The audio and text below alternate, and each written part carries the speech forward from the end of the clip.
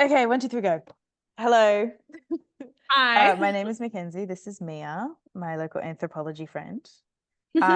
And we today are going to be talking about sex tourism and how it's sort of an act of Western exploitation against, women and sex workers specifically, and how the West commodifies women in the global South. So much fun. Excellent. Very meaty. So, Um, specifically because Mia, you've done lots of work on sort of sex tourism. mm, Let's talk about sort of just like the globalization of it and how it's really popularized and what it sort of does. Because, you and I have both can definitely say that as Australian women, we've seen Aussie men come back from Bali with a Bali wife. so true, which is such a weird phenomenon, really. Mm. I guess the best way to sort of think about it is two case studies that I've looked at quite a lot is Philippines and Thailand.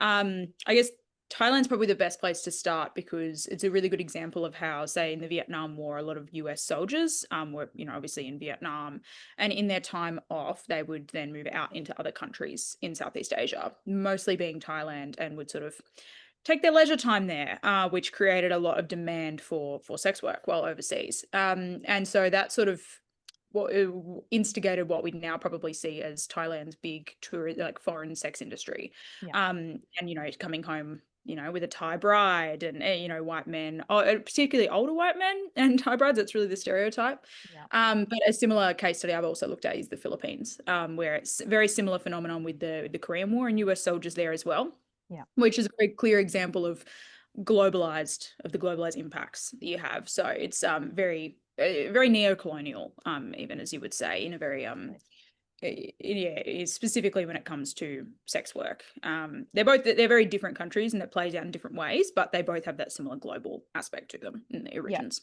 There's this ongoing, like I find like, and this is how I view it. Like there's this ongoing theme of sort of consumption. Like it's a very sort of capitalist Western mindset of I'm going there to get something, right? And I think, 100%. Yeah. it's like so strange how it all sort of plays out. And it's like, you sort of have to challenge the sort of Western narrative of it because there's two sides of where modern tourists are like actually going there to consume. But then you've got Western sort of political powers that are trying to like criminalize it, which is so Yeah. interesting. It's very interesting to sort of think about that in terms of the global south, because I would imagine that the reason why it's so popular there is because sex work is usually slightly more regulated or protected in the global north. And so, if you go to the global south, there's a lot more room to move, as you would call it, Mm, because less regulated. So, yeah. um, yeah, I guess that really paints a picture Oh, of well and exploitation truly. It's insane, isn't and it? consumerism where you can't consume in your own regular life. So you Yeah. then And the outward. whole like the whole industry is like really sort of exoticized as well. And Mm, because it's so cheap, it feels like almost dirty. Like it's just completely, yeah. yeah, Which it's is this just really interesting way that we consume these women, so to speak. definitely.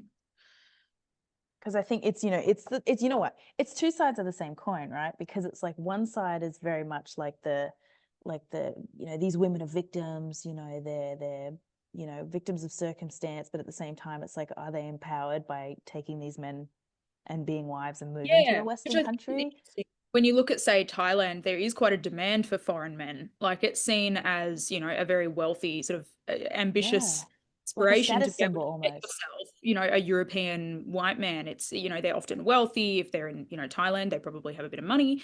Yeah, All that sort of business. There's certain sort of prestige about it. But I guess, say, in the Philippines, from some of the research I've done, is it's a bit different there because it's very, very Catholic country. yeah. And so rates of contraception incredibly low because they're Mm, highly stigmatized, yeah, and abortion is illegal, also highly stigmatized. yeah, And so the impacts there is very different because it's a country that's actively inhibiting the health of women whilst also yeah, benefiting from the work that they are doing while it's unregulated and criminalized. So, like, it manifests very differently across the global south, which is why I guess we were sort of talking about that sort of contextual cultural approach of relativism. yeah, You need to look at things through a very particular lens yeah, instead of generalizing. yeah, Because for some women, it might be very empowering, and for other women, it's a last resort, and yeah. you can't blanket. you can't blanket state any of these sorts of scenarios. Yeah, absolutely. Because it's, we're two white women talking about, sex work in the global south, places that we like, some like neither of us have been to, some of these countries. And it's, and I guess at the end of the day, we both need to sort of decenter the sort of Eurocentric feminism that we're involved in, right? And it's like, it's when addressing the global south, we need to abandon the sort of victim versus agent mentality, I guess. Yeah, I think the benefit there is well, sorry, not the benefit, but the solution there would be to just work and listen to more of the people on the ground. Definitely. Like it's Nothing about us without us, like, right? yeah, it's like we can't continue to yap away without actually talking to the people that we're discussing. Like I I think agree. it's a common way when you were talking about that sort of victimhood of through the global south of sort of very pitying, like Yeah. sort of like, oh, these people have it so hard and we clearly have it so much better. Yeah. Which is a very reductive way at Yeah. looking at it. Um, but I do think obviously there are some women that wouldn't be a particularly good environment for. And so I No, think, not yeah, at you've got all. to be really, really particular about and really specific, I think, and just listen. I know it's a harder task than what it sounds like, but Yeah. yeah, I agree with you. Yeah. No, I agree. Because I think, like at the end of the day, it's sort of labor over morality. Because it's, like these women are undergoing an act of labor, right? And, sort Completely of, correct. Yeah. yeah. And we view it as in under such scrutinizing lenses. But it's like, actually, sex work should be, in my opinion, sort of categorized under the same thing as, like, say, like garment workers or domestic laborers, right? Where it's, it's probably not the best line of work, but it is still work and you still get protections against it, which a lot of women in sex work and in sex tourism don't benefit from. Yeah, completely. I especially think I find that a really good contrast when it comes to garment workers because Yeah. we, especially like academically, I think most people are aware of, sweatshops, Yeah. the terrible conditions that garment workers work in, but Yeah. at least they have a job title and it's not illegal. Yeah. So they're definitely coming from a place where they need more regulation, but they Yeah. at least have a foundation. Yeah.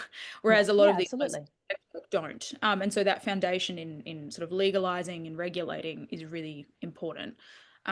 Otherwise, it just leaves a lot of women, especially say like in the Philippines, Mm. just fending for themselves against both social norms and the law, Yeesh. which is just never a scenario that I can imagine would be good Not something you want to be involved in. No. health or well-being or livelihood. Yeah. Um, yeah.